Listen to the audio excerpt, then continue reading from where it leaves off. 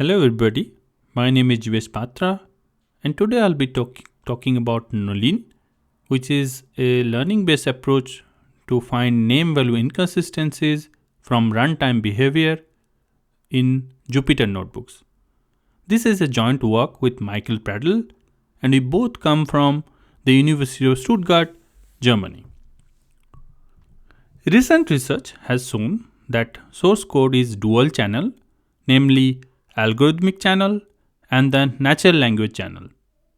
While the algorithmic channel specify computer execution, the natural language channel explains the purpose and the context of the execution, mostly meant for communication with other human. The examples of natural language channels are comments used in code by developers and the identifiers names. Now, the identifier names, they are important because they convey the intended semantics of code and they are important to understand and maintain code. Let me show you two examples where a chosen identifier name does not properly reflect the intended semantics of code or is hard to understand. So, this code that you see on the top intends to split a dataset into training and test datasets respectively. Unfortunately, during execution, the code crashes on the third line. And the reason for this crash is the incorrect value 135.0, which is a float type, being assigned to the identifier name train size during execution, instead where it should have been the integer 135. Now unfortunately, it's not so explicit always. So consider this case as an example where the code does not crash. Here the developer intends to check if a file called reference.csv exists in the file system and issue a warning if it does not. And during execution, we find that the variable called file gets assigned a Boolean value.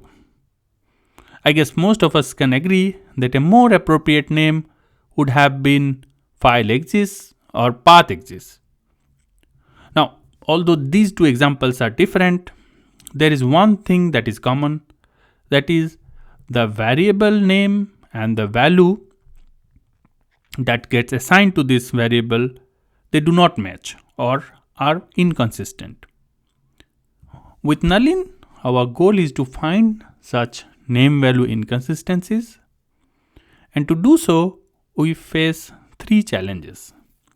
The first challenge that we face is to understand the meaning of names.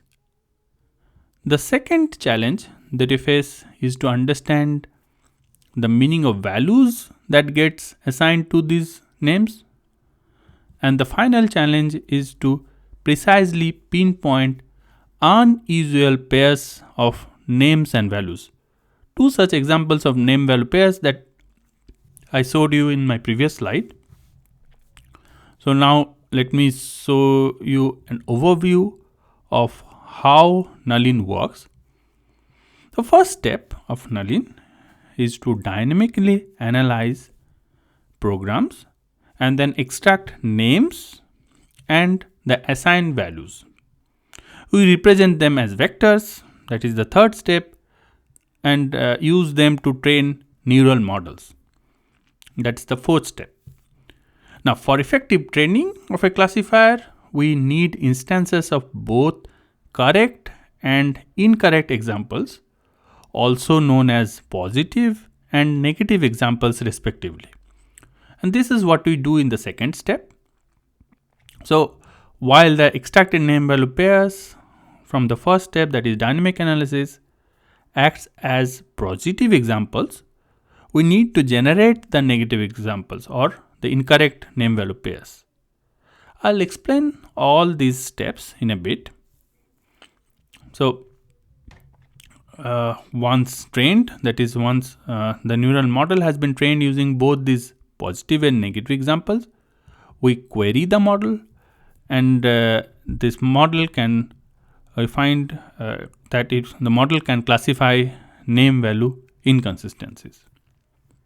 So let me start with the first step, that is dynamic analysis of assignments.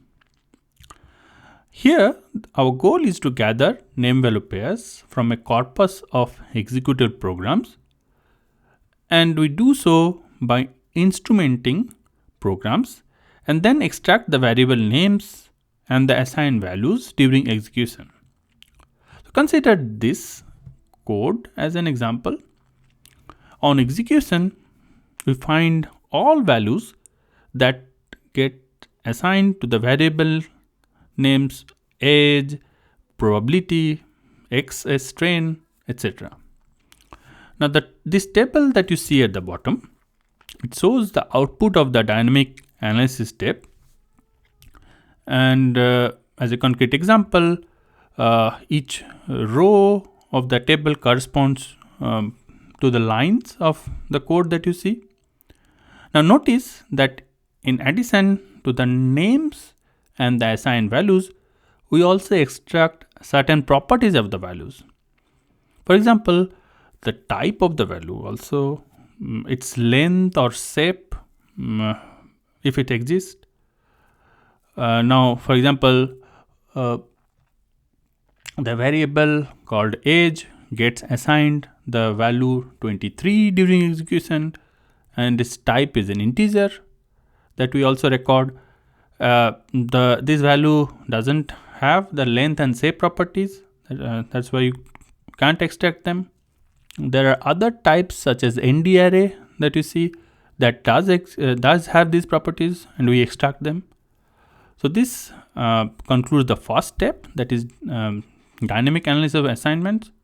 Now let me show you how we generate negative examples, that is the second step of Nalin.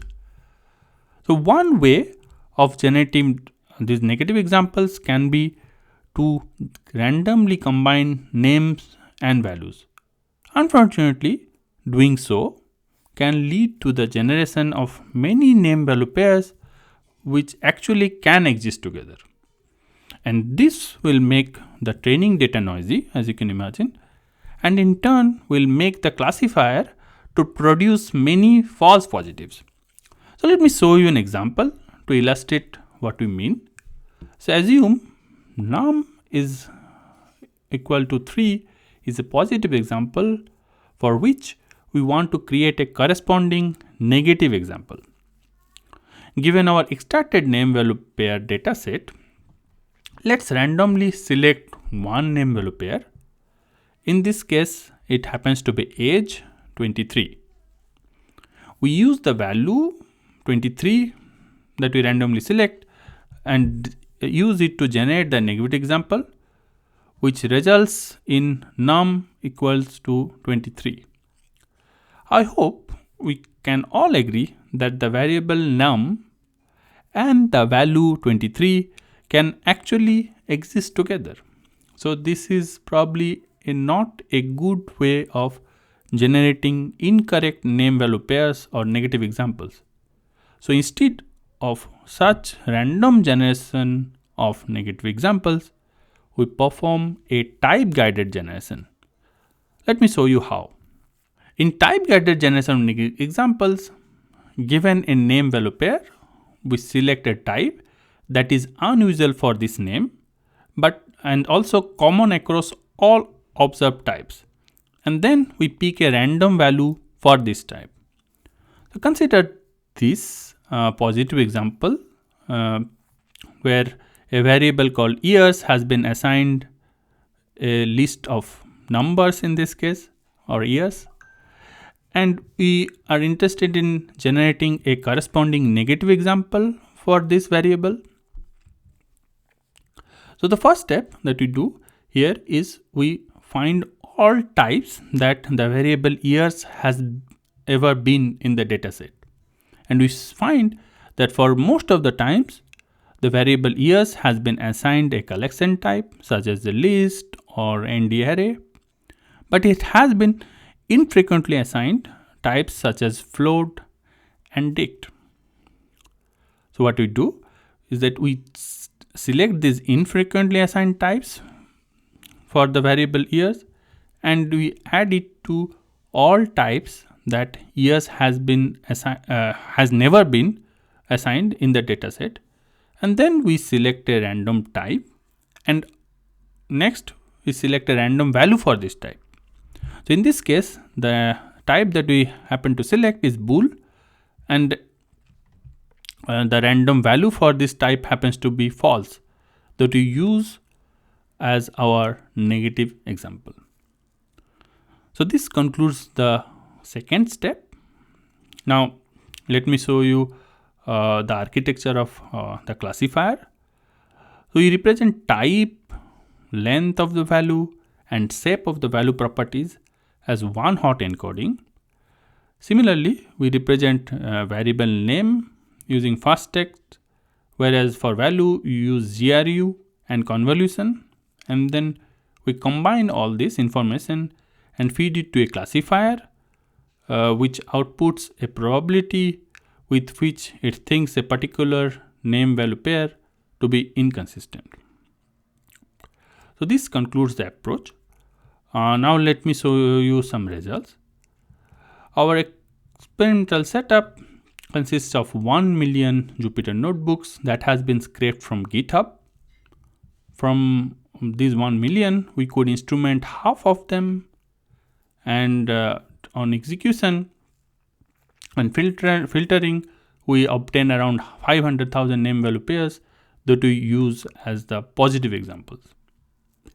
Now in this talk, I would like to highlight two primary research questions. First research question is, how effective is the classifier in identifying name value inconsistencies? And the second research question is, are the inconsistencies reported by Nalin perceived as hard to understand by developers? So let me show you the answer to our first research question. And this plot shows the precision, recall, and F1 score of the classifier at different threshold in identifying a name value pair as inconsistent. And we find that our classifier attains the best F1 score at threshold 0.4. So this plot shows that the classifier is indeed effective in identifying name value inconsistencies. We also check the usefulness of Nalin with an user study. And for this, we randomly select 40 name value pairs, of which half has been classified as inconsistent by Nalin, while the other half as consistent. And then we ask developers if they think the name value pairs to be hard or easy to understand from the perspective of maintainability.